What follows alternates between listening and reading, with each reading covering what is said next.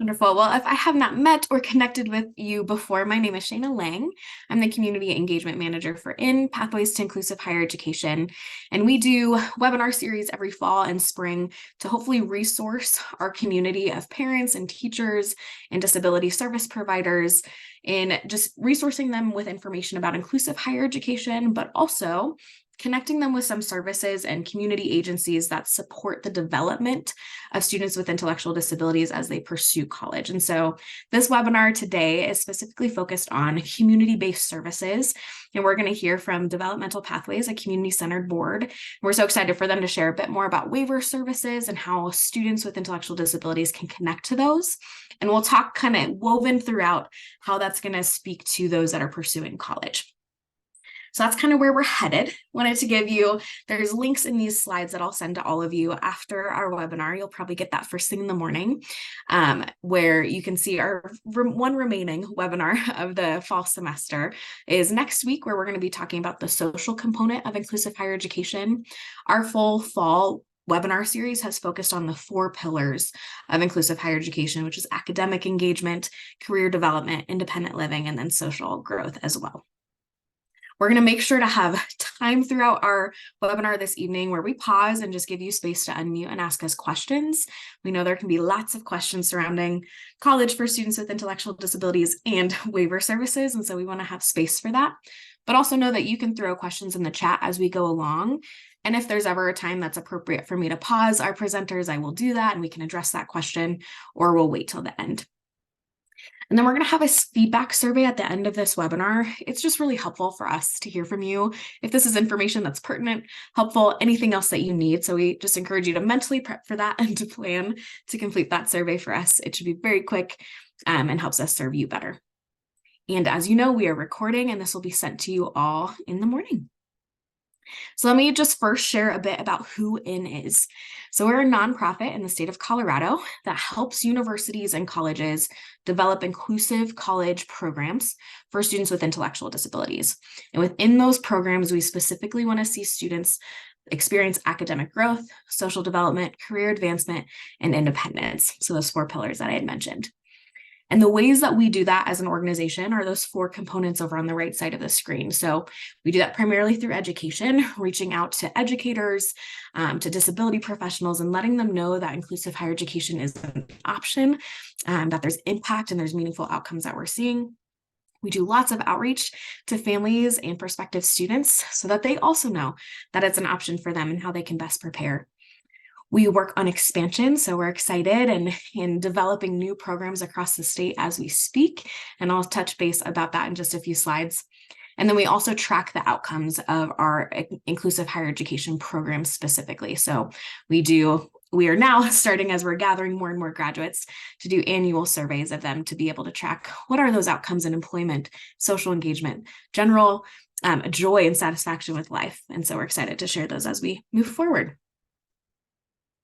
And I have a little asterisk down there that IN does not provide direct services to students that are enrolled in inclusive higher education. We're kind of the conduit of connecting students and families to inclusive higher education programs in the state of Colorado. And then they have a whole staff system that provides the supports in those 4 domains on those college campuses. So we're really here for information and connection and emotional support. And then we get them into those programs and they really run based on their staffing and their support on the campus. So this is our small team of 3 here at IN, our executive director, Tracy, myself as a community engagement manager, and then Elise as our program coordinator. And our contact is here because we want you guys to reach out. If there are specific questions you have, concerns you have, anything that we can help resource you with, we want to be available. So please know that you can reach out to any of us at any time. And then we're excited to have some guest presenters from Developmental Pathways. I'm just going to give a quick second for Rachel and Ashley if you guys want to unmute and introduce yourselves real quick. Absolutely. Thank you, Shayna. It's good to see everyone on here. I'm Rachel Walker. I'm the Community Partnerships Manager at Developmental Pathways.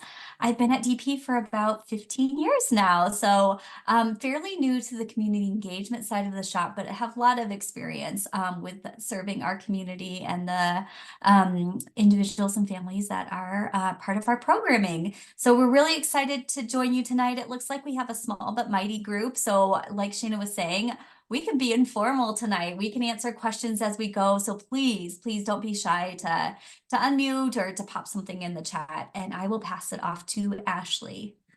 Hello, everybody. Thanks again for having us.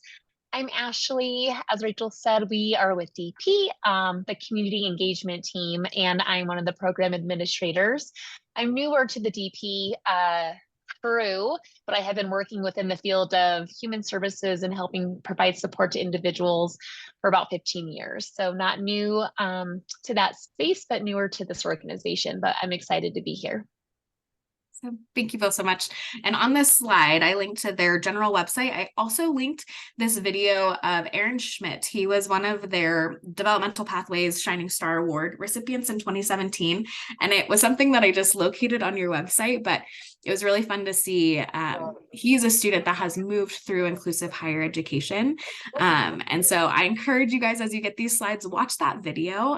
He was awarded that particular award for his determination and his growth. And he since that video, transferred from Elevated ACC to UNC and attended that GOAL program, and then has graduated and is now living independently. So he has just really ticked off all those boxes, and he's employed and he's loving it. So that's just kind of an encouragement for some of the ways that these organizations work together to see students be successful.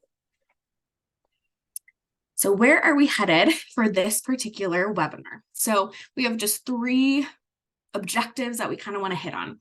I'm going to touch base of doing just a brief review of inclusive higher education programs in the state of Colorado, give you some updates on where those are at, how they serve students. And then I'm going to touch really quickly on understanding the value of partnering with community services like waiver services or your local community-centered board during college, before, during, and after, and just kind of understanding the benefit of braiding those services together. And then I get to pass it off to these lovely ladies where they are going to speak specifically about how they serve students or individuals with disabilities at Developmental Pathways. We do want to point out DP is one of many CCBs. So we recognize that they're not necessarily going to be all of your CCBs that you would be connected to, but by and large, they're going to be able to speak the language of a community-centered board, and they obviously know the background on those waivers, and so they can at least launch you in the right direction and help answer your questions in a general sense. So let me dive into inclusive higher education. So what is inclusive higher ed? These programs at universities and colleges across the state offer alternative admission for students with intellectual disabilities. So that means our students do not have to meet traditional college entry criteria. A lot of questions that I tend to get from, especially from educators, is can they have the non-normative high school degree where they had extended evidence outcomes on their IEP throughout K-12? And the answer is yes. They don't even have to have your traditional diploma from high school in order to be enrolled in these programs. They have to complete high school, complete that K-12 experience, but then they can apply to these programs directly and on the back end be an admitted student to the institution without meeting that traditional entry criteria. These programs are fully inclusive and normative, meaning we are not recreating special education classes on a college campus, but instead students are integrated throughout campus. They're attending classes with their peers. They're going to clubs and parties and all the things that a traditional college student would, with support as needed, but very inclusive in nature and normative in that way. So students are going to focus on taking courses that align with their career goal, which is, again, very typical for any college student. We want them to be taking classes that are in line with what they want to do in their future. Same is true for our students in these programs, and they take those courses across campus. The unique component of these programs, in addition to that alternate admission process, is students get access to accommodations and modifications. So students are able to go into that intro to communication class and maybe not complete a full 5-page paper, but they can have a modified assignment to meet their cognitive level within that class. They still participate in those discussions, participate in those lectures, but maybe they're creating a really robust PowerPoint slide to show what they learned from the reading or what they're learning from the class itself. So they get these modified expectations within their college courses. Because of that, they're not going to earn that same traditional 4-year degree. Instead, they walk out with a certificate.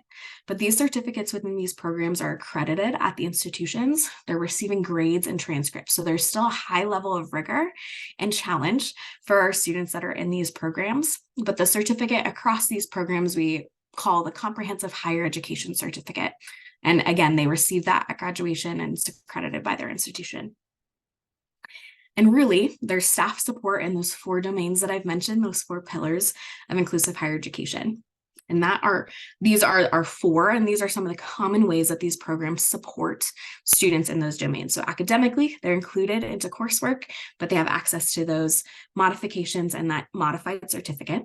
Socially, they get to engage across campus. They have peer mentors that go with them to different events to help them engage naturally. There's career development, which each year they're learning new skills that they're putting in practice with resume building and interview skills, but also they're experiencing on-campus and off-campus job experiences, both paid and unpaid, kind of over a progression of their time in the programs. And then there's also independent skill development. So whether or not students are enrolled in programs that have on-campus living, there's always a component where these programs are going to be teaching independent living skills. So that might be one pull-out course where they have direct instruction about financial management or independent living skills like how to clean your home or how to cook a basic meal, where they do that a bit more directly. But also, most of our programs have on-campus living options where they get that hands-on experience with peer mentors and staff coaching them through those components. So even with all of those services and all of those supports, we do want to note that there is a large increase of responsibility for our students that are enrolled in these programs from their K-12 experience. And so we see a big shift in them taking on responsibility, taking on ownership and self-determination in their lives. And we really hold high standards for our students in these programs. And what's really wonderful about that is it becomes so student driven. They get to decide what they're after. They get to decide what they're interested in learning about. And those high expectations become something that they want to achieve. And we've seen them achieve that. And these programs overall, they really want to start fading those supports as students get to the end of their years in the program so that they can be as successful independent adults as possible. So because of all that, we encourage families, teachers, students to begin preparing for this level of independence early on. And there are tons of ways to do that. And I'm always happy to point you to some resources, but that's something that we highly encourage. And I just wanted to point out one of these quotes. I have a couple quotes kind of scattered throughout. This is from Jasmine, who graduated from ACC with our Elevate program. She said, "I'm most proud of achieving goals I was told by some that were not possible for me. Those goals included going to college and now living on my own." So it's really cool to see when we have high standards for individuals with intellectual disabilities, they reach them. And we're seeing that happen all throughout our programs. So this is a quick peek at what some of our students are studying. What are those self-determined goals? What are they after? And I love that it's all across the board. You've got students interested in education and healthcare and government, sports management, and they get to take classes and learn skills in these particular areas and really develop in those particular areas of study. And then what are some of our outcomes? So we have seen students complete these degrees or complete these certificate programs and become paraeducators full-time, teacher assistants, dietitians at hospitals, self-advocates working in different advocacy spaces, college ambassadors. Some of them have been rehired at their college and they now do recruitment.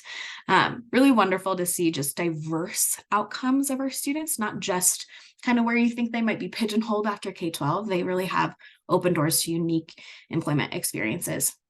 And since we've seen in 2016, all of our students, we have had 44 graduates, and of those 44, we have a 73% employment rate in their areas of interest and things that they're loving, which is really wonderful to see. And in addition, because employment is not all the things, it's a great outcome, but we also see a lot of additional outcomes for students like living independently or living with roommates.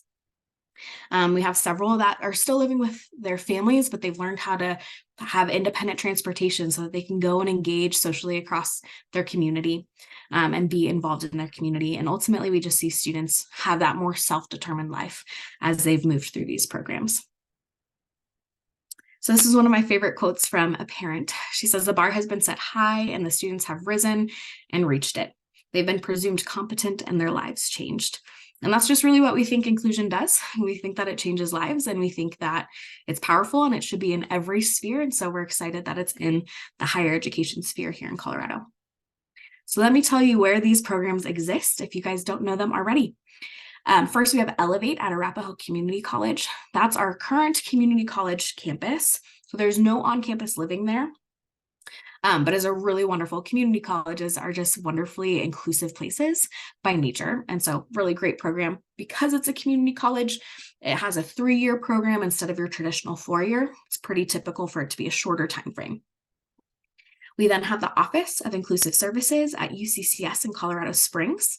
They do have on-campus living there, which is more fancy than my college on-campus living ever was. So it's an apartment style on-campus living, but they have really robust supports from peer mentors that come in and support students with weekly chore checks and navigating roommate conflict, all of those pieces. Then we have Go On and Learn at UNC in Greeley, Colorado. And they have a more traditional dorm life where you might be just sharing one room with one friend and then you got a bathroom hall to navigate with everybody, but it's a little bit more traditional. They also have peer mentor supports that can come in and guide students through that process. And then most recently, Global Inclusive Program at Regis University launched last fall. So they're in their 2nd year right now, which is wonderful. Their program is a little bit unique that it's shorter in nature. So it's 1 to 2 years at this point. They might expand that where it'll be a little bit longer, looking at a 3rd year focused on employment and some internships. But they also have on-campus living options with a variety. I think they actually fluctuate between dorms and apartment options for students. So those are the 4 that are standing. All of those have what we call CTP status, that comprehensive transition and post-secondary program status. That's just a fancy designation to say students enrolled in these programs have access to financial aid. So we encourage students to complete the FAFSA. The one caveat that I just want to speak to there is that because students are receiving a modified certificate or credential, they only have access to federal work study or grant funds / scholarship funds. They don't have access to federal loans. But we still really encourage families to complete that FAFSA to move through that process because you'd be surprised what could be awarded to students. And then all of these programs as well have the same kind of outcome, that comprehensive higher education certificate. The first 3 in particular work to develop that together, and Regis is developing theirs right now to match that. So there's a meaningful outcome that allows for transferring of credit. So as we mentioned with Aaron earlier, he transferred from Elevate at ACC to UNC and was able to continue his certificate there, which is really wonderful. And then our expansion work, which we're so excited about, we have officially awarded 2 new grants to these particular schools. So CSU in Fort Collins and Metro State in Denver. And we're so excited. They are in the process of developing their programs right now and plan to enroll students in the fall of 24. So CSU in particular, theirs is called the RAM Scholars Program. And theirs is focused on agriculture trade and farming trades because that's a need of employers in the community. And so that's really the focal point for students currently pursuing the RAM Scholars Program. We're really excited about that. They plan to have on-campus living in the future. Sometimes that takes a bit, but that is planned for the future. And then MSU, theirs is a bit more traditional where it's not going to have a particular focus like the agriculture. Students will be able to choose from the course catalog and the areas of interest there. But we're really excited. They've been working with this population for a while and they're excited to formalize it. And then we are launching in January another round of funding. So we're going to have another institution, likely a university that's either on the Western Slope or in a more rural area, and then likely another community college to help with that financial feasibility piece. And speaking of financial feasibility, just to give some voice to what these programs cost, what families and teachers should kind of prepare for. Students are going to pay the same cost per credit hour as any other student enrolled at that institution. So that's going to vary by institutions. But that's because they're fully included in these courses and they're engaging with the faculty and they're engaging fully as any other student would. So they're going to pay that same cost, but they take far fewer credits. So a lot of times our students are enrolled in only 2 to 3 courses per semester. So that overall number of tuition tends to be lower because they're not enrolled in as many credits. Then there comes a program fee.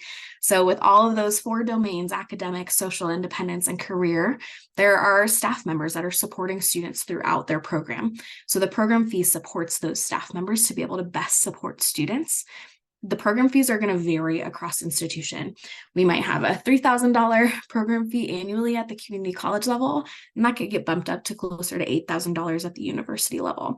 So there's a wide range, and we encourage families to look at those particular schools and their websites. They'll outline a bit more about what their financial needs are to be enrolled. And so that's just important to take a look at that. And then if they're living on campus, room and board, as any other student would. So an encouragement to make sure that you look into each of those schools' websites to see a little bit more. What I do want to speak to is that there are resources to help chip away at that cost, because we recognize that not every family, and most families with students with intellectual disabilities, did not prepare for college in their future because it wasn't an option until recently in Colorado. So there are some ways that we want to encourage families to just start looking into and to consider to help with that financial piece. So as I mentioned, all of our programs are that CTP status. So we encourage students to complete that FAFSA to receive some federal financial aid. We encourage students to look at internal scholarships at the institutions that they're looking at, or even in their communities. There tends to be lots of scholarships that are starting to come about for this population. There's also several national scholarships that are available for students specifically for those enrolled in inclusive higher education. So we have a link on our website, a financial website dedicated to this, that will link you to some national scholarship options. And then we encourage families to look into ABLE accounts and starting to save so that they're prepared as best as possible. We also have students that are connected with DVR, the Division of Vocational Rehabilitation. They can receive, which is based on need, and so it's variable across all individuals, but they can receive some funding towards their tuition costs at the institution if it's in line with their career goal with DVR. And then the same is true with CCBs, where there are various ways that CCBs support students with intellectual disabilities pursuing college across the state. Some of them that receive mill levy funding might be able to offer some scholarship funds to students that are enrolled in college. And DP has been wonderful with that in the past, and they can share a bit about how that has gone. But we just encourage families to ask the CCB that they're connected to, is there some kind of scholarship fund? Is there some kind of mill levy fund that would be able to support my student going to an inclusive higher education program? And since we are coming up to our application season for these programs, I just wanted to give kind of an overview of what that could look like. So a lot of times our schools start to open their applications here in the winter. So a couple of them have already opened. Some of them are going to launch here in December, maybe at the beginning of January. But those will start to become available on their websites. And then come springtime, they're going to be collecting those applications and then doing some interview processes on their campus. And applications typically include, across each institution, they're a little bit different, but by and large, they're going to include a student questionnaire to ask what they're interested in, what they're passionate about, why they want to go to college, get a little bit of background on that, but also parent questionnaire and input so that they can see a holistic picture of the student. And oftentimes letters of recommendation from teachers or disability professionals or maybe case managers, where they can, again, see just another perspective of the student to make sure that they're able to meet their needs. They'll ask for disability documentation. And as I mentioned, these programs serve students with intellectual disabilities. And I recognize that not every single disability documentation is going to have that clarity of diagnosis. And so they really are going to look at the most recent IEP. They're going to look at kind of historical information about the student to determine, do they require the modifications and the services that are appropriate within these programs? And by that, they can really deduce if you're an appropriate fit.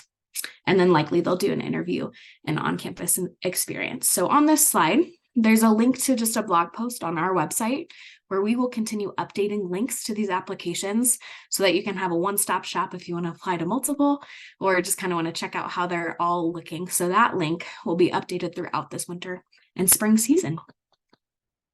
So that was a lot of information just about inclusive higher ed in general. Before we jump into community services and the waivers, I just wanted to give space for any questions.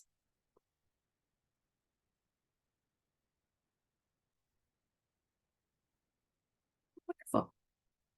Okay. Sheena, I don't know if you see Nate's got his Actually, hand. I have one. Yeah. Go for it, Nate. Sorry about that. I'm Nate, and a dad, just looking at all this stuff. the CTP designation, are all of the programs that IN works with, do they have that? And is there really a big difference for those? What's the Big main difference meaning what? in terms of like, does it bring additional funding for the, Gotcha. for the family? I'm just not understanding what exactly that CTP means for a Yes. college.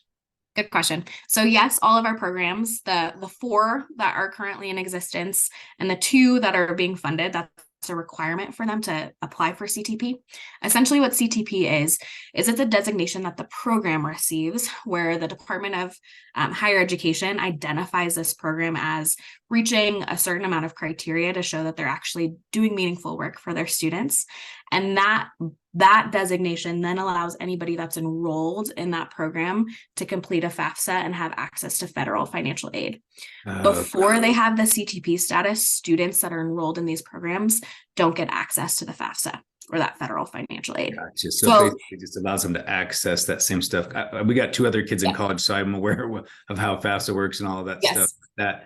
That makes sense. Okay. And then the only other question I had is, I'm just wondering how it relates to, kids who participate in the school district's transition program, right? So have you had students who are in their, school district transition program at 18, 19 and participating in this? Can you do it together, or does it have to be separate? Good question. Right now it has to be separate. So right now we have, and students can do, they can choose to not go to their transition program right out of high school and apply to these programs and jump right in. But we tend to encourage them to go through their transition program. It's free services, but it also kind of is this off-ramp of, expectation from that K-12 classroom experience. There's a little bit more independence that comes along. So we do tend to have students move through their transition program. And when they age out at 21, then apply to these programs. There are a few other states that offer like dual enrollment where they would be attending transition and attending these inclusive higher education programs. At this point, the way that our programs are set up are so intensive. Students are going all across campus every single day. So splitting that time would be really tricky. So best practice and where we have them set up now is complete that K-12, complete that transition program, and then come on over and give your full energy and time to the inclusive. That makes sense. I know for our daughter, especially, there's some kids who they want to go with the kids that are their age, like all their friends are going to college. And so it's just something to think about, and everybody's transition program is different too. So thank you. That was really helpful. Appreciate it. Yeah, great question. Thanks, Nate. Awesome. And I'm seeing a question in our chat about autism and if that diagnosis would qualify. So we do serve students with an autism diagnosis in these programs. Where I would be, I want to give some warning to is because that's such a broad spectrum, right? If students would be able to be admitted into college in the traditional route and wouldn't require modified content, then we really want those students to pursue that degree with accommodations rather than modifications. So that might be tends to be students with autism where they fall in that gray area. And I know that can be really frustrating. But typically if they don't require modified content, then they're going to be encouraged to go that traditional route and to access disability services at the institution. So it's a little bit hard to give you a correct answer, but yes, we do serve students with autism, but they have to have that level of need. And the GI Bill, will these cover these program fees? That's a really good question that I don't feel confident to tell you yes or no, but I will absolutely take a look at that and follow up with you, Jen. And I can provide that answer in my follow-up email tomorrow too. Good questions. Awesome. All righty. Well, before I kick it off, I just wanted to speak to why we think it's so valuable to be sharing this space with a community-centered board like Developmental Pathways. And really, when we're talking with families about pursuing inclusive higher education, what we don't want is them to go from a reliance on K-12 services to then a reliance on higher education or inclusive higher education services and feeling like they don't know all the ways that their student or their individual can be supported holistically when they graduate. So we really want there to be a collaboration across services so that students feel the best prepared to start college, but also to graduate college and to go into their independent life. So we refer to this as braiding of supports, which really means that multiple services or multiple agencies are providing services to this individual based on their particular need. And with braiding, it means that they're not duplicating services. So what an institution of inclusive higher education is doing, the CCB doesn't have to do that same thing, but they might be able to offer some other service to that individual to really help them be as independent as possible, but they're happening at the same time. It's not we wait until they graduate and then we jump to a CCB. It's considering how can we have these things working together now so that we're holistically supporting the individual. So just some benefits that I want to speak to with connecting with a CCB before going to college is that potential financial support that I mentioned, that some CCBs have mill levy funding that can offer scholarships to students. And that is really any amount. Those of you who have looked at a college bill, you'll know any amount helps. So just knowing that that could be an access point of support is really wonderful. But also, we consider when students go home for breaks and they are receiving this support at inclusive higher education programs in their dorm or whatever it might be, and they go home for breaks, they probably don't want mom and dad doing all of those things for them. And so how can they use a CCB to support them in those independent living things? And that's really great to just have continuous support that's not reliant on their families. And that speaks to that more seamless transition when they graduate as well. It allows them to know that they still have supports in place even when they're not on that college campus. And we've just seen students increase in their awareness of the services that they require and the long-term benefits that they have access to. And we think it's really important for them to know what those are and to be engaged with them early on. And I think what is helpful that we've seen with students that have participated with CCBs and waiver services during college is the program staff at these inclusive higher education programs can help them understand the value of those services and kind of provide some natural support to them as they engage with them. So here are some just examples of how we've seen some students use CCBs or waiver supports when they're at college. So if the particular institution is residential and students are living on campus, they can have access to somebody from their waiver, if they're approved for this service, to come in and provide personal care services. So I will point out that inclusive higher education programs don't provide 24/7 oversight or care. There's not always a staff member in their dorm, right? So sometimes if somebody has a medical need that would require some overnight care, that might come into play with a waiver coming into their dorm room and supporting that, which is my next bullet. I was ahead of the game. But for some of our programs that are not residential, so thinking of Elevate at ACC, or if a student is attending a program and they just are not living on campus, they can still receive some of that independent support from a waiver service to help develop that skill. So they might have somebody from their waiver come pick them up to do a grocery run or help them with transportation to get to and from their school, whatever it might be, or even helping with organize their groceries in their home. So if the program staff, like a community college, wouldn't do that because they don't have on-campus support, that's where the waiver can come in and support that skill development anyways. So that's just some examples. Takes some collaboration and some discussion, but hopefully you guys can see the value of braiding these services and how it can support the students holistically. So I'm going to go ahead and stop my share, and I'm going to kick it on over to Rachel and Ashley. Awesome. Thank you so much. Before we move on, I'm just wondering if there's any other questions from this group. You guys have already poked with some great questions, but like I said, we're kind of a small but mighty group tonight. So I think we have plenty of space and time to answer some questions as we go too. So please don't be shy about speaking up if you have questions. Okay. Is my screen share working? Do we look good? Okay, awesome. You're good. I'm trying to get you guys in gallery view because I really like to see faces. So if you're brave enough, also feel free to come off the video and share faces. It's always nice to see folks as we talk through this. So we already did our introductions, so you know that we're part of the community engagement team. part of that conversation is that neither Ashley nor I do the actual programming. So we're not part of our case management team. We're not part of the ins and outs of program and service delivery. We're part of that community engagement, that outreach team. So that's all to be said, that we know a lot about what Developmental Pathways offers, enough to be dangerous, but not enough to be an expert level. So we will share the wealth of knowledge that we have with you tonight, but we might be coming back if you have a question that stumps us to our case management team, getting some answers for you, and then following up either via Shayna, or if you want to share your email, or if you want to capture our emails at the end of this, you're welcome to just contact us directly. By a quick show of hands, who's familiar with Developmental Pathways or their local community center board or case management agency? Okay, see, hand. Oh, cool. Perfect. That's wonderful. So we have a little bit of education already here. Well, hopefully there'll be a bit of information that's helpful.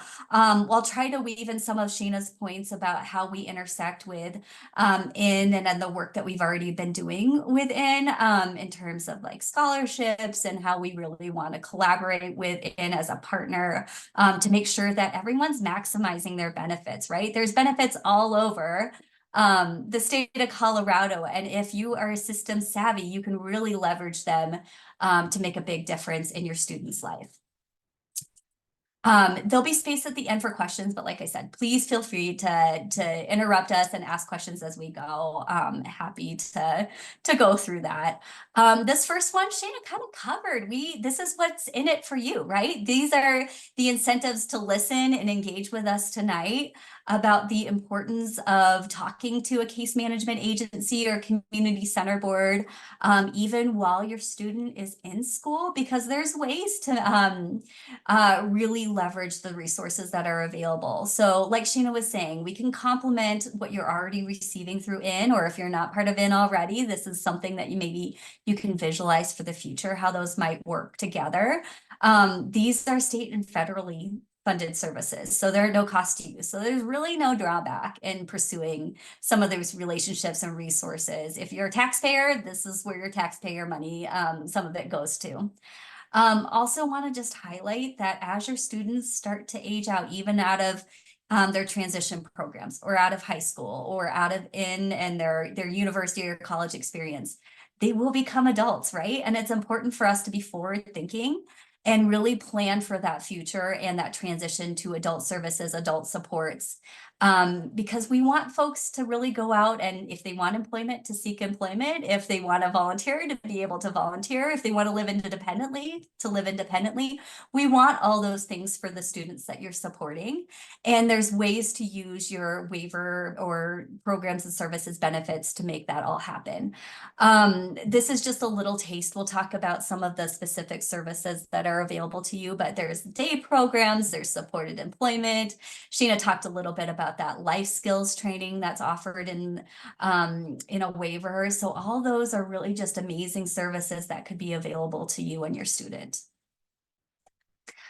Today, we're going to spend our time talking about case management. This is talking about the redesign that's happening in the state of Colorado. And it's important for us to point out, and you'll see why in a minute, because some of these changes will impact you and the way that you access your supports. And I'm proud to say that it's for the better. So, and a lot of the redesign that has happened, it's to benefit families and individuals and services to make things a little bit more streamlined. We're also going to talk about developmental pathways as your case management agency or CCB if you're in our catchment area. But the services and programs we're talking about tonight, even if you're not in our designated services area, are offered statewide. So if you're in the state of Colorado, it's just important to point out that these programs will exist for you. They're just offered by a different agency. And then, like I said, we'll have space at the end for some questions, but Ashley and I are both informal presenters, so like I would say if we were in person, you could throw a shoe at us or something like that, but just wave us down, unmute yourself. We're happy to answer questions as we go. So like I said, there is a whole redesign happening in the current state of Colorado. And it started November 1st. So we are like a month into some of this redesign. And what it means for you is that services have been streamlined for families and individuals. Case management redesign started as an initiative all the way back in 2014, and it's coming to a head right now. A lot of things happened to make this case management redesign, but the crux of it is that end result is right now. So what it means is that there were something like 42 entities providing case management services in the state of Colorado. That caused a lot of issues with oversight, confusion when families were trying to access, let's say, waiver services, and there were 3 different entities in their areas that offered those types of case management agencies, and some of them only offered some of the waivers and some offered different waivers, and one of them offered only one waiver, and there was some duplication, and families just didn't know where to go, right? There was no single entry point to getting their services met. Everything has been combined, so one entity per service area now provides all 10 Medicaid waivers. So this little icon shows that community center board. So the folks that support those with intellectual and developmental disabilities got absorbed into one case management agency. And that single entry point, that SEP is what it's called, are for those folks that have physical, maybe medical, maybe mental health disabilities, all got absorbed into one case management agency. So it's all streamlined. Where you live, you'll have one entity that you can go to access all the supports. It's also nice because that one entity will know, like, hey, you might be eligible for multiple supports and programs, and really counsel you through on what makes the most sense for you and your family and your goals for the future. So I love the intent behind this case management redesign. We're in the thick of it now, so just know that it's still a little bit messy. Tier 1 happened November 1st, but there's 3 tiers. So we are literally at just kind of that hinge point of everything kind of falling into place. So there's a little grace and patience. Another little disclaimer, a little grace and patience as we're going through this transition together. This is Developmental Pathways. So we have served our community starting next year for 60 years. So we will have our 60th anniversary in 2024. Historically, Developmental Pathways has always served our families that had intellectual and developmental disabilities. And now we will open that definition to really anyone with disabilities in our catchment area. So we now offer all 10 Medicaid waivers. We awarded that contract for our designated service area. So we'll really be that entry point for folks that live in Arapahoe, Douglas, or Elbert County. That is a huge swath of the metro area, but I acknowledge some people on this call might not be in that area. So just know, like I said before, if you live in Denver, if you live in Jefferson, if you live in Adams, there is a community or a case management agency that's going to be supporting you. That is all happening in transit right now. So it might be some of those things that if you have a specific situation, you need to know who to reach out to right now, that you're just pinging Ashley and I, and then we can kind of look up who's in what tier and who you want to contact right now. We've always supported our IDD community, so that was around 8,000 folks, but we've pretty much doubled in size in the last month. So we absorbed all the other 6 Medicaid waivers plus 4 non-Medicaid waiver programs. So this is what we look like today. There is a little note here. I don't think anyone on the call is of early intervention age, except I know some of us that are presenters, we have little still, but if you are interested in early intervention, Developmental Pathways still serves a little tail of Adams County because it's in the city of Aurora. So just a little like caveat to our catchment area. I'll pause really quick because I realize this system redesign has been very confusing. It's very confusing even for us who are living it to explain it. So any questions about that before we move on?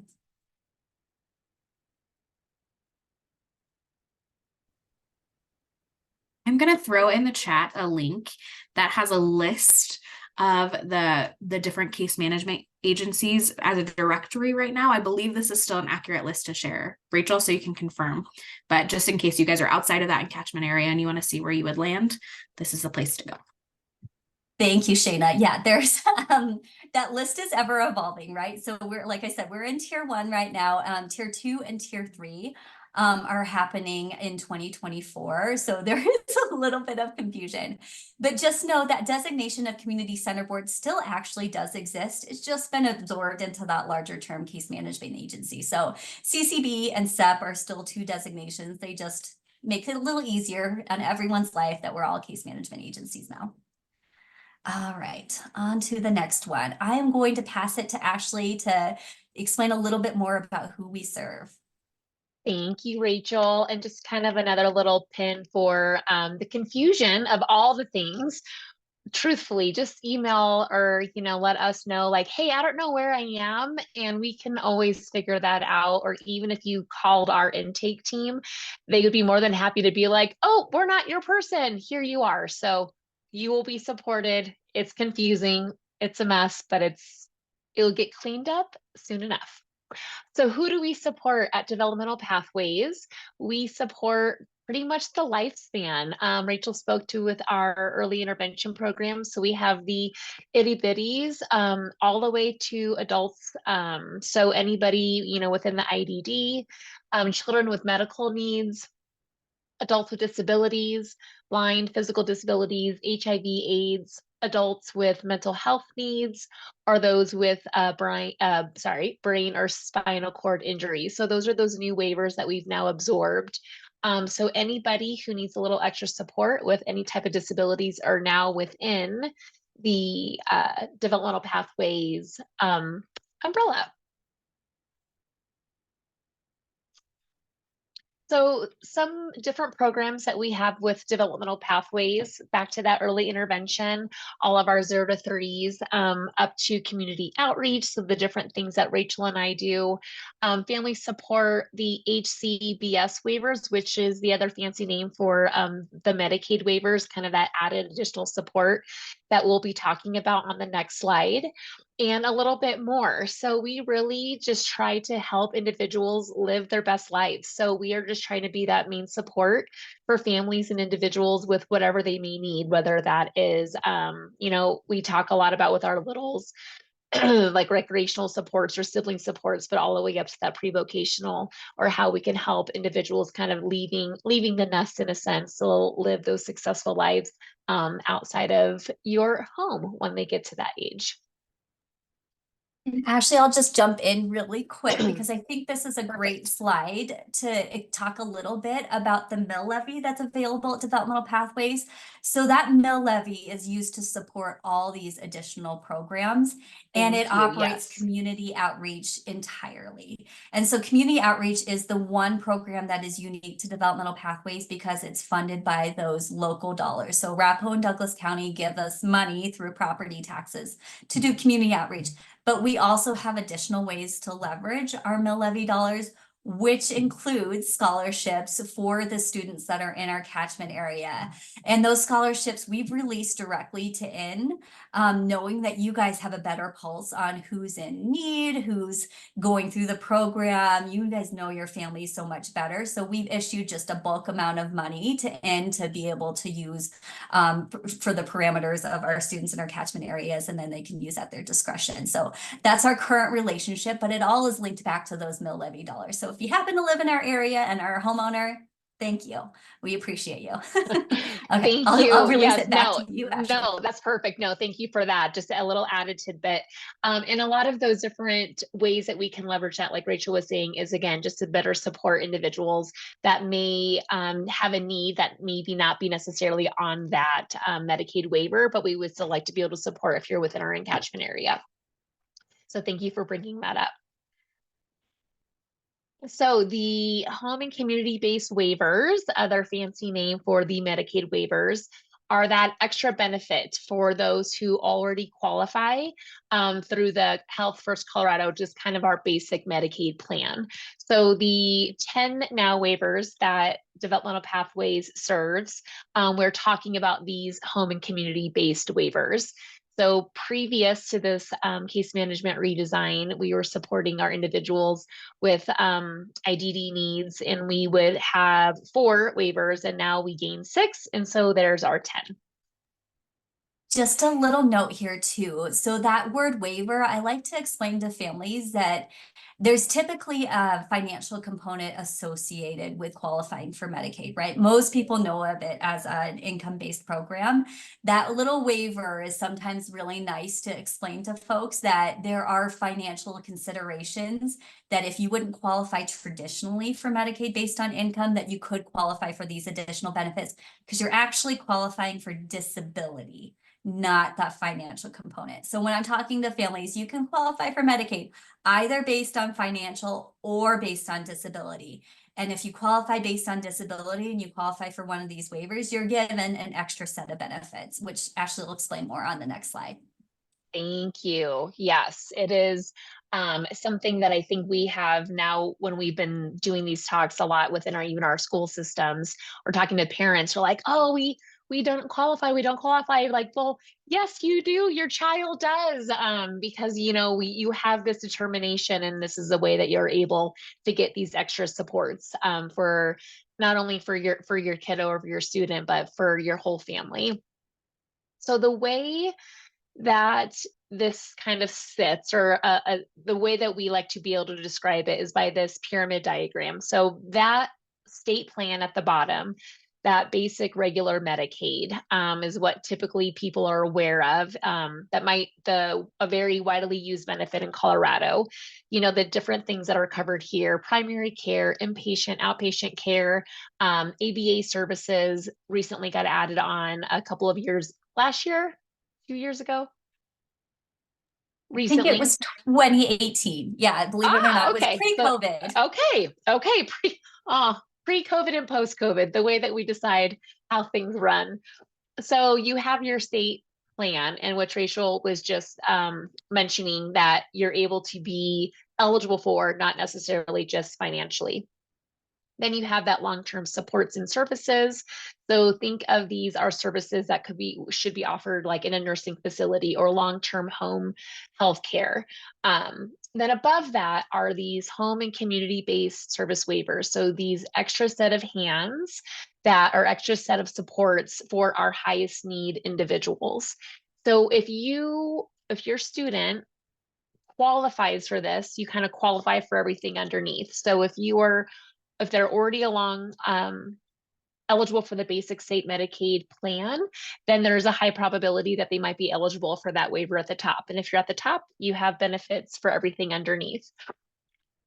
So these extra supports are not required federally. So not every state has these. So we're pretty lucky here in Colorado that we have these added benefits, and we have 10 of them.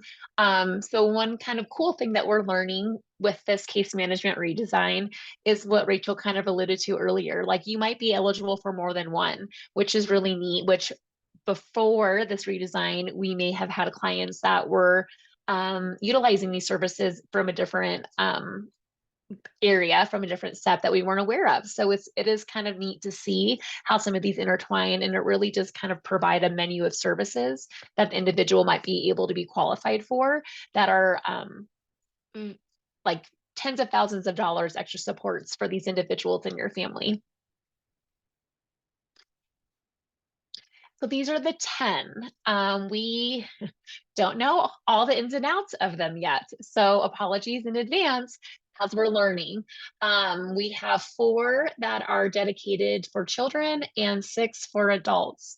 There's 2 that are specifically highlighted there in the yellow box: the supported living services waiver and the developmental disability waiver are probably the 2 that could kind of suit to this audience as compared to some of the other ones. But these are the 10 that are now, that Colorado offers, that now are all within our umbrella with Developmental Pathways, but the new 20 case management agencies that were designated, all of these waivers are now kind of all within our pocket. And I believe the next couple of slides that we have dives in a little bit deeper to those specific waivers. But some kind of common supports amongst those waivers. So think of it as like a menu of services: supported employment, respite care for the individuals who are caring for the individual that might be in services. So being able to like have a minute, if you as a parent have the majority of your day is taking care of your loved one or your student, and you just need to be able to have a break, but they are unsafe without your guidance, and the neighbor in your neighborhood isn't quite qualified to take care of them, you would be eligible for hours of respite care to help provide some breathing room for you and your family. Day programs, where do these individuals go when school's out or on breaks? Pre-vocational, if they're interested in doing those types of things post-secondary education, how can we help them feel supported and have those skills before they jump out and they know that they can be successful? Awesome. Thank you, Ashley. It's my You're turn now to welcome. talk Yeah. at you a little bit more. So we're going to dive into the two waivers that Ashley had highlighted. And the reason being is that these are designated as intellectual and developmental disability waivers. So the group that we're talking to tonight, if you're interested in, you're likely falling into that IDD category. But like Ashley said, just know you could be potentially eligible for multiple waivers. And it's important for you to really look at those menus and services to figure out which ones align with where you want to be. So we'll cover SLS first, supported living services waiver. There is no wait list for this waiver. So that is like the biggest thing that I'll highlight. That's kind of a big concern for families, right? Like if you want and you're interested in services, or heck, like, man, someone's graduating next week and we really want to get things in place, then there's no wait list for this one. This is an adult waiver. So anyone over the age of 18 who's going to qualify based on that ID, diagnosis and disability determination, which some of that paperwork gets a little heavy. We'll talk about intake and enrollment in a second, is going to qualify for this waiver. The purpose of this waiver is to have the individual live as independently as possible. So these are folks that might need support within their, like, let's say they're living with a roommate at an apartment and they just need some independent life skills training, some cooking, some cleaning knowledge, some banking, some budgeting, that sort of thing. That would be great supports to this waiver. In the chat, I linked what would be a sample, well, not a sample, but the full comprehensive list of services that are available through the SLS waiver. So you can really get a good sense of why this waiver could be super helpful to your student, not only while they're maybe in higher education, but certainly afterwards, right? Like we've completed our certificate, we're ready to go, and man, we really want to seek employment, but we need a job coach. Like we've got a lot of that skills, but we need someone to work with the employee. So your son or daughter or individual that you're serving, your human, will say, to make sure that they're getting the requirements of the job done, but also the employer to understand what accommodations are needed because they have a disability and they need that kind of support. So that supported employment is really powerful. Ashley touched on pre-vocational. So someone's not quite ready for full-time employment, but needs some support to get some maybe volunteer opportunities or to learn more and to do some career exploration. They can enroll in pre-vocational. There's some peer mentorship. There's some non-medical transportation.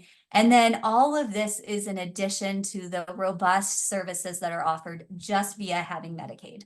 So your primary care, your therapies, everything like that rolled into state general plan Medicaid, you're also getting those. So you can really have a comprehensive menu of services available to you if you're eligible for a waiver.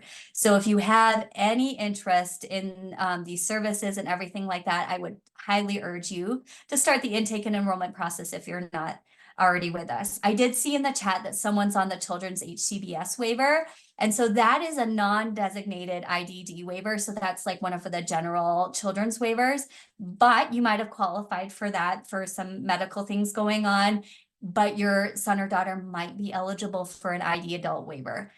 ID adult waivers are easier to qualify for, and this is very general. So there's little caveats all over here, but IDD adults waivers are generally easier to qualify than the IDD children's waivers. IDD children's waivers historically really difficult to qualify for. So let's say you called your community center board a few years ago and we said, oh yeah, your 16-year-old isn't eligible or your 12-year-old isn't eligible for an IDD waiver. You might want to revisit that because the adult waivers have a much more broader definition of who can qualify.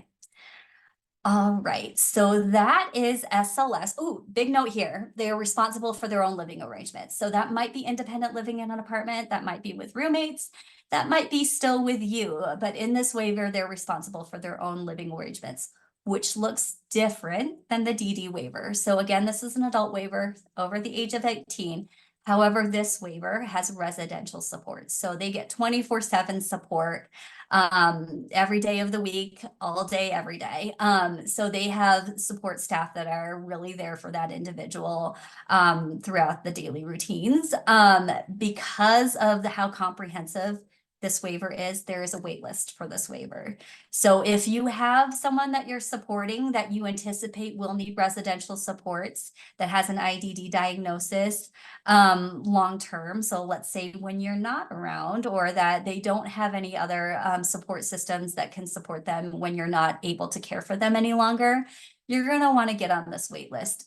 This wait list, not to be completely dire, but it can be decades long. And so if you're interested in residential supports for your individual who has IDD, you're going to want to jump on this wait list because it could be a while. There are ways to expedite the wait list. So if you're in an emergency situation, need emergency placement, that sort of thing, there's ways to have a little bit of a safety net there, but it's really helpful for long-term planning to get on this wait list.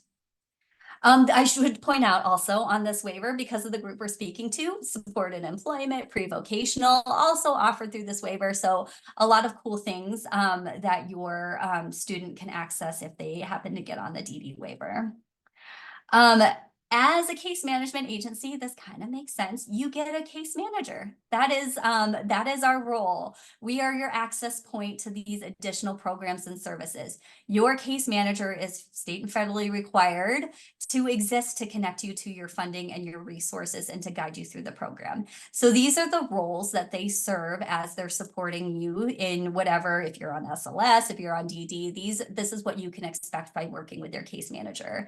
They're going to connect you with the programs. They're going to educate you on what's available and the resources that you're eligible for. They're going to create an individualized plan. There is no one shoe fits everyone at Developmental Pathways. Every plan is tailored to the individual, the family, their goals, where they want to be. Everything is tailored to what you guys want out of your services. We get state and federal dollars. So I shouldn't say that. Developmental Pathways doesn't hold the money. We are your access points. So state and federal still hold the money. We authorize those payments to come directly from state and federal to your providers. But there's a lot of compliance and bureaucracy that happens when you get state and federal dollars. So we do a lot of reporting. Your case manager is responsible for a lot of upholding those state and federal guidelines. And then finally, probably the most important is you get someone you can call when you need something, right? Like it's always nice to have a live person that you can call to say, hey, something changed in our lives. We want to redesign our plan. We need some more services. There's someone that you can call to make that happen. We are in the midst of pretty radical change. I think Ashley and I have probably beat you over the head with that right now. So just know we have a whole host of new case managers. We doubled in size, which means we doubled our case management team. Right now, since we have so many new staff, they might not know all the answers. So the out I'm giving everyone on this call is that if you have a Developmental Pathways case manager, there is in their signature lines, their supervisor's information. So every signature line at Developmental Pathways has a supervisor's information. If you're not getting what you need out of your case manager, it's not going to hurt anyone's feelings. Give that supervisor a call. Make sure that you're getting your needs met. You are the advocate for your student. Be the squeaky wheel if you need to be. It's not going to, there's no going to be no retribution. There's going to be no retaliation. Just get what you need. We got into this field not to make money because we all work for a nonprofit. We got into this field to support you and make sure that you get what you need. And so it might be a learning opportunity for your new case manager.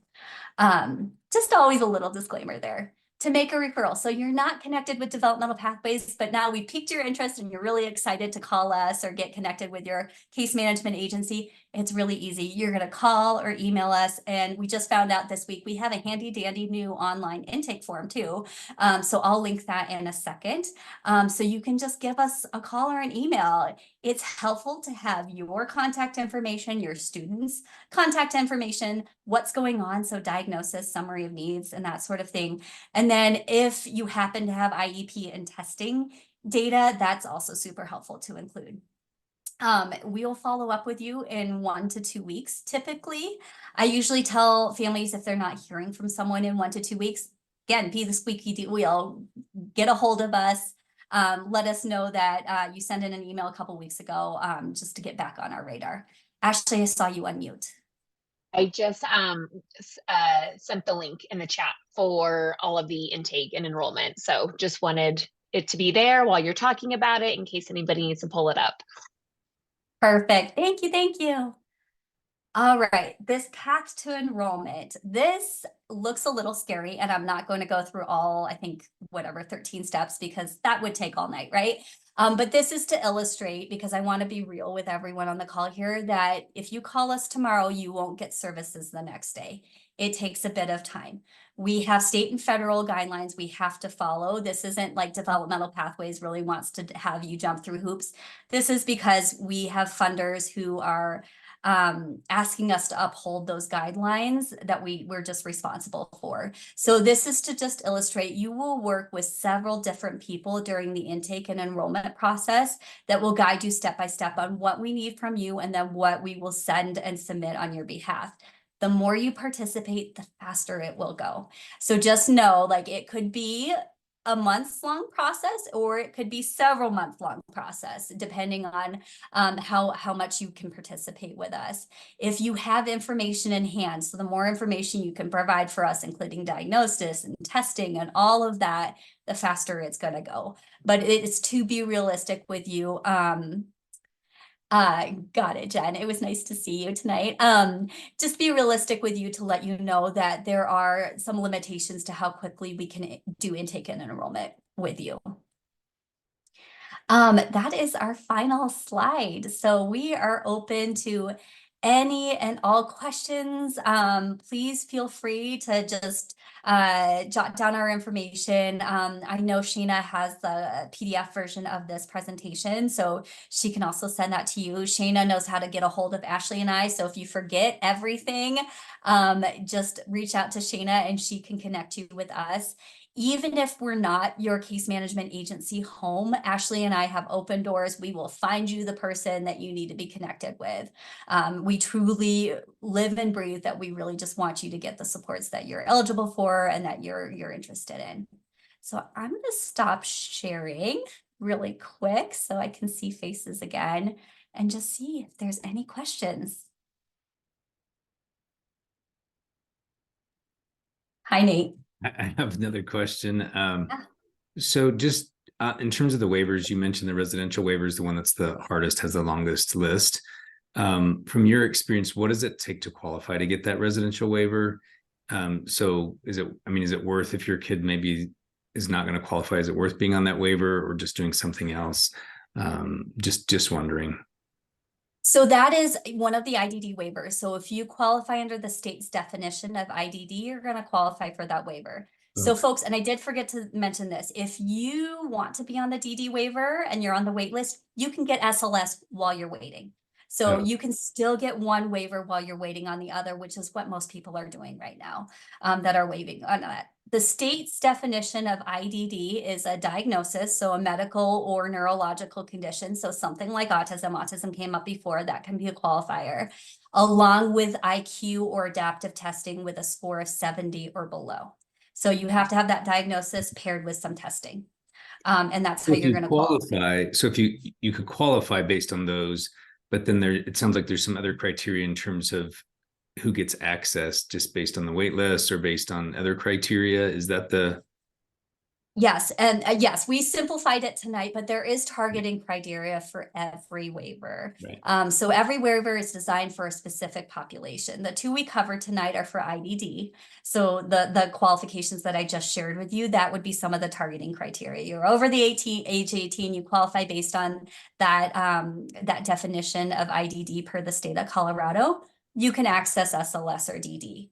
There are financial components to that, but they're not looking at the household financial information. They're looking at the student's individual financial information. So unless your student or individual happens to be a millionaire singularly on their own, then they might not qualify. But most of the folks that we're supporting have very little assets, and so they're going to qualify based on that financial eligibility.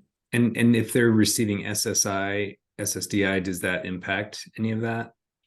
So the waivers are designed so if folks are on SSI or SSDI, they're going to qualify. That's part of the income limits, right? It would be really unfair to say you get any kind of income and then to discount you. But Right, because I know there's most some of our limit, right, to the amount of income they can have to maintain some of those benefits. So correct. Correct.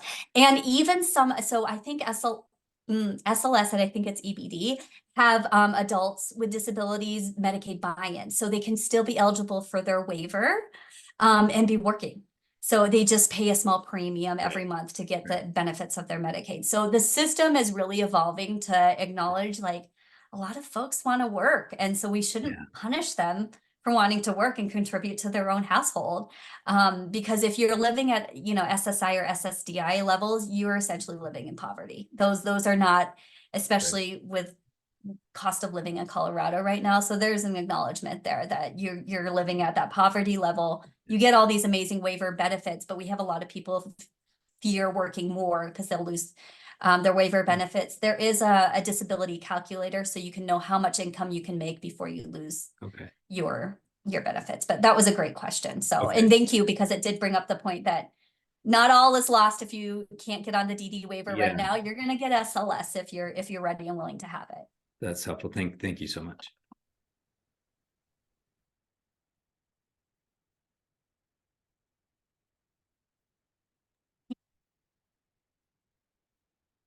Well, any other questions popping up out there? I know it can be a lot to take in. So, yeah, and Rachel just popped in benefits, like a disability benefits 101 link, which is so helpful. And I think, Rachel, you can probably speak to, I believe it's on the SLS waiver, individuals can receive benefits counseling as well. Is that correct? Yes. So, and there's a lot of benefits counselors out there, right? We have a benefits team at Developmental Pathways. They don't do a lot of individual counseling with families. They mostly support a case management team because if you can imagine, SSI, Medicaid, all those systems are pretty complicated. So our case managers even need support navigating it. But there is through Colorado Office of Employment First, they have individual counselors. A lot of DVR folks are certified benefits counselors. So yeah, there's lots of resources available for you if you need benefits counseling.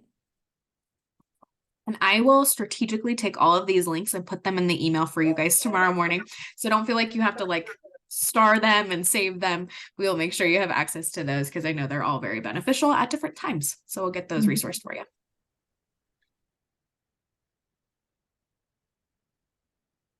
All right. And we have a question, I believe, from Amanda. Oh, you're totally fine, Amanda. I get apologize. Yeah, multitasking is the name of the game. That's right. You are good. Well, we're so glad you guys were able to join. And I just want to thank you, Rachel and Ashley, for your wealth of information and your passion. I think that's very important to be noted that there are people in this field that want to support your students as best as possible. And we want to work together to do that holistically. So thank you so much for your guys' input and your time.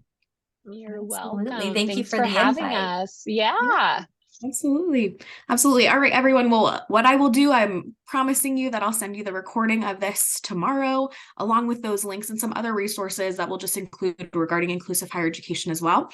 And I'll have both my slides and Rachel and Ashley's slides for you guys to reference and share with other families that are in need of this information as well.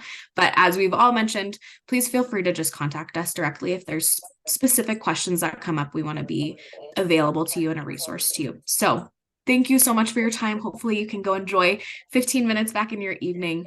And a quick reminder, when we wrap up this Zoom call, it's going to pop up with a survey for you. So if you could take that for us, that'd be really wonderful. We appreciate you all. Thank you. Bye. Have a good night.